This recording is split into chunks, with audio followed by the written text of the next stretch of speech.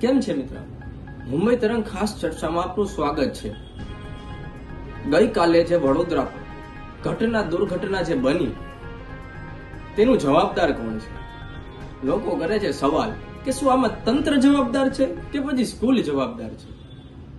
લોકોને સમજાતું નથી કે જે માસૂમ બાળકોનો જીવ ગયો તેની જવાબદારી કોની?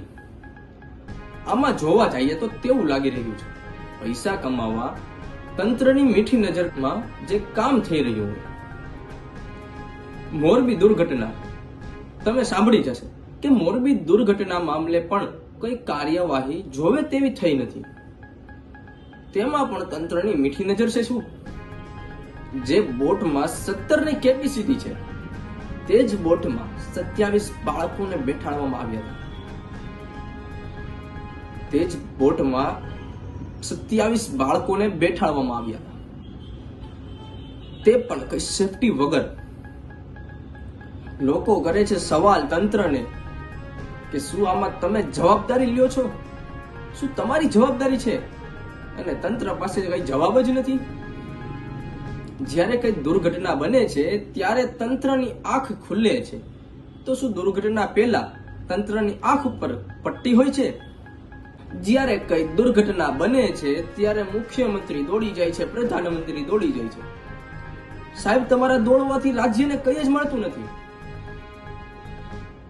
જ્યારે પક્ષની વાત આવે છે ત્યારે બધા પક્ષના નેતા શ્રદ્ધાંજલિ આપે છે, પણ જ્યારે જે ફેમિલીમાંથી સભ્ય જાય છે તો તેને શ્રદ્ધાંજલિ નથી જોતી, તેને તેમનો સભ્ય જોતો હોય છે। અને સરકારને જવાબ દેવાનો વારો આવે છે ત્યારે ઉપરથી સહાય દેવામાં આવે છે। શું માસૂમ બાળકોની કિંમત 2-4 લાખમાં આપો છો? સાહેબ, જ્યારે ઘરનું કોઈ સભ્ય જાય છે ત્યારે સહાય નહીં, તેમના આરોપીને સજા મળે તે જોતું હોય છે, પણ તે તો તંત્રની મીઠી નજરમાં જ મામલો સંકેલાઈ જાય છે। લોકો કરે છે સવાલ, તંત્ર પાસે જવાબ નથી હોતો।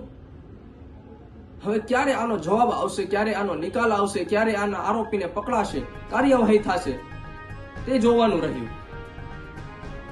મિત્ર, મુંબઈ તરંગના ખાસ અહેવાલમાં તમે જોડાયા